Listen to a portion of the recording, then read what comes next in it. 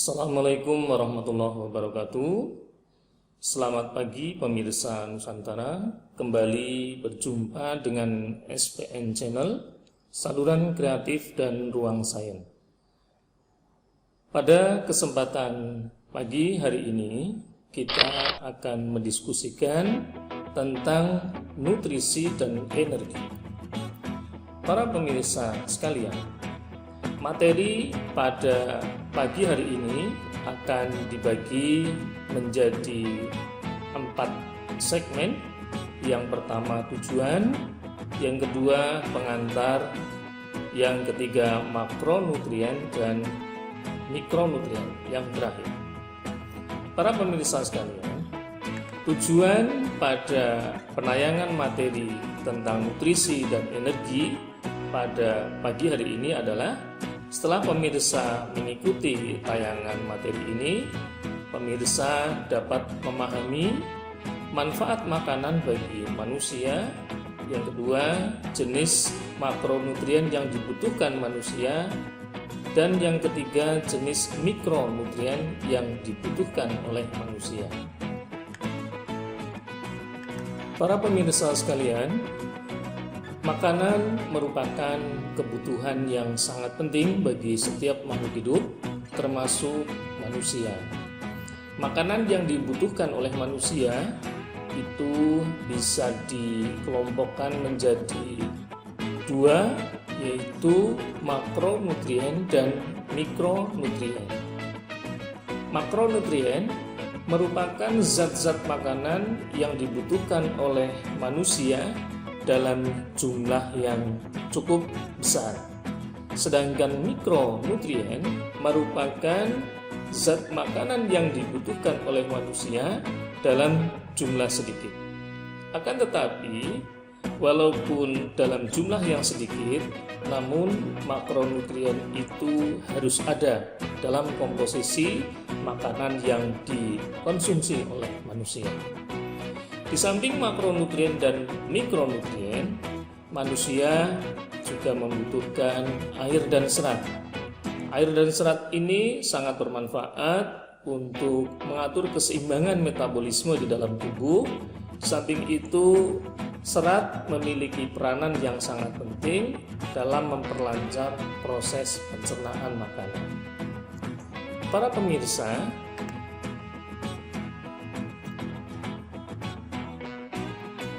makanan bagi tubuh kita memiliki fungsi antara lain sebagai sumber energi, sebagai zat yang menyokong pertumbuhan dan perkembangan, kemudian yang ketiga memelihara dan memperbaiki sel-sel tubuh yang sudah rusak atau tua, kemudian mengatur metabolisme tubuh, menjaga keseimbangan cairan tubuh, dan meningkatkan daya imun tubuh terhadap penyakit.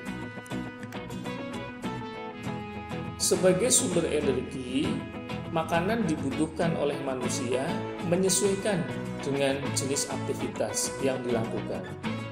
Bisa dilihat di dalam tabel bahwa orang yang berlari akan membutuhkan energi yang lebih besar dibandingkan orang yang berjalan.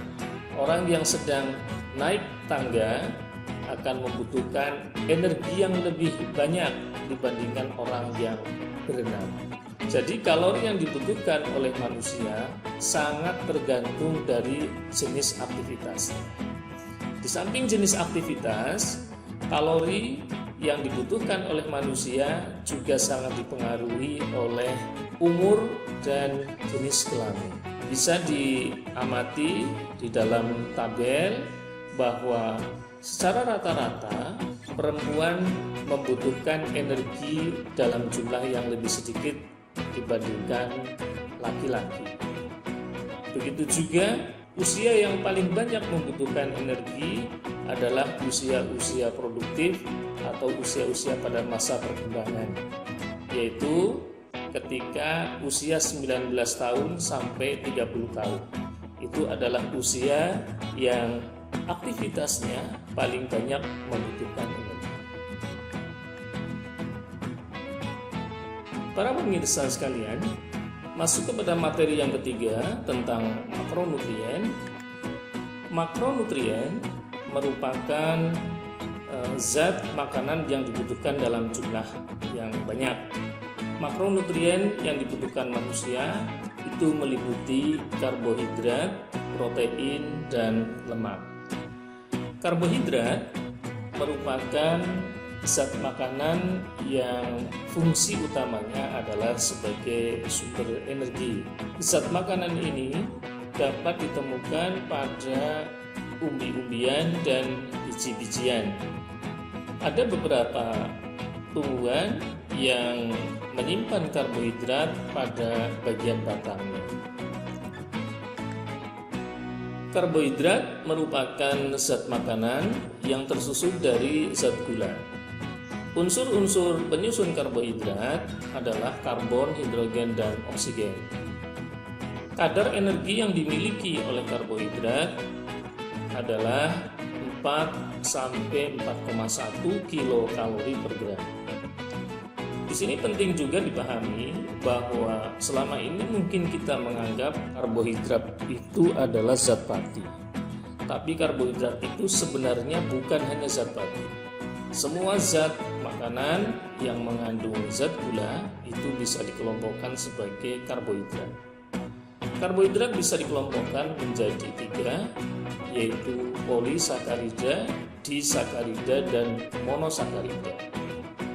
Polisakarida merupakan karbohidrat yang tersusun atas banyak zat gula. Contoh dari polisakarida adalah amilum atau zat pati, kemudian selulosa dan glikogen. Selulosa merupakan jenis dari polisakarida yang tidak bisa dicerna oleh tubuh kita. Selulosa inilah yang kita kenal sebagai serat, yaitu sejenis karbohidrat yang tidak bisa dicerna oleh tubuh kita, namun sangat dibutuhkan untuk memperlancar proses pencernaan di dalam tubuh kita. Kemudian karbohidrat yang kedua adalah disakarida. Disakarida ini merupakan karbohidrat yang tersusun dari 2 molekul gula. Contoh dari disakarida adalah sakarosa. Sakarosa merupakan karbohidrat yang tersusun atas fruktosa dan glukosa. Sakarosa sering dikenal dengan gula tebu. Kemudian contoh disakarida yang kedua adalah maltosa. Maltosa merupakan karbohidrat yang tersusun dari 2 molekul glukosa. Dan yang ketiga, disakarida contohnya adalah laktosa. Laktosa sering disebut juga dengan gula susu. Laktosa ini tersusun dari glukosa dan galaktosa. Kemudian yang ketiga, monosakarida. Monosakarida adalah zat gula yang tersusun dari 1 molekul gula. Contoh dari monosakarida adalah glukosa, fruktosa, galaktosa. Ini merupakan monosakarida yang tersusun dari 6 karbon. Ada beberapa monosakarida dalam tubuh kita yang tersusun dari 5 karbon, contohnya adalah ribosa dan deoksiribosa yang merupakan penyusun dari asam inti, DNA, dan RNA. Para pemirsa, karbohidrat-karbohidrat ini yang masuk ke dalam tubuh kita harus dicerna dan hanya dapat diserap oleh usus penyerapan dalam bentuk monosakarida. Kemudian makronutrien yang kedua adalah protein. Protein merupakan zat makanan yang sangat dibutuhkan pada masa-masa pertumbuhan.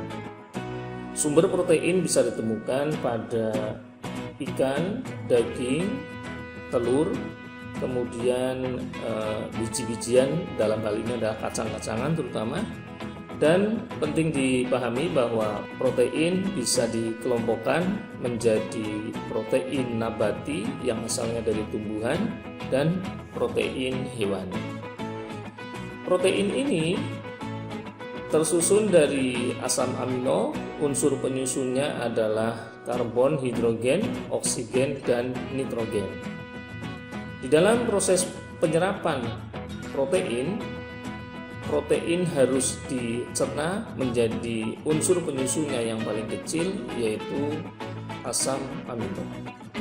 Fungsi dari protein bagi tubuh kita adalah sebagai pertumbuhan sel, mengganti sel-sel yang rusak, mengatur proses di dalam tubuh. Protein juga bisa menjadi sumber energi dengan kapasitas energi 4,1 kilokalori per gram. Makronutrien yang ketiga adalah lemak. Lemak merupakan zat makanan yang bisa ditemukan pada sumber-sumber seperti daging, ikan, kemudian susu, dan makanan-makanan olahan dari susu seperti keju, kemudian kacang-kacangan, dan sayuran. Lemak bisa dibedakan menjadi lemak nabati dan lemak hewani. Lemak merupakan makanan yang tersusun dari asam lemak dan gliserol. Unsur penyusun lemak adalah karbon, hidrogen, dan oksigen. Lemak dapat diserap oleh usus penyerapan hanya dalam bentuk asam lemak dan gliserol. Kualitas lemak yang kita konsumsi sangat ditentukan oleh jenis asam lemaknya. Asam lemak kita kenal ada asam lemak jenuh dan asam lemak tak jenuh. Lemak sendiri bagi tubuh kita memiliki fungsi yang pertama adalah sebagai sumber energi dengan kapasitas energi yang cukup besar, yaitu 9,3 kilokalori per gram. Kemudian lemak juga memiliki peranan sebagai pelarut vitamin A, vitamin D, vitamin E, dan vitamin K. Lemak juga merupakan zat makanan yang berfungsi sebagai pelindung tubuh terhadap suhu rendah dan juga merupakan pelindung organ-organ tubuh yang penting. Para pemirsa sekalian, itulah tentang makronutrien, sumbernya dan fungsinya bagi tubuh kita.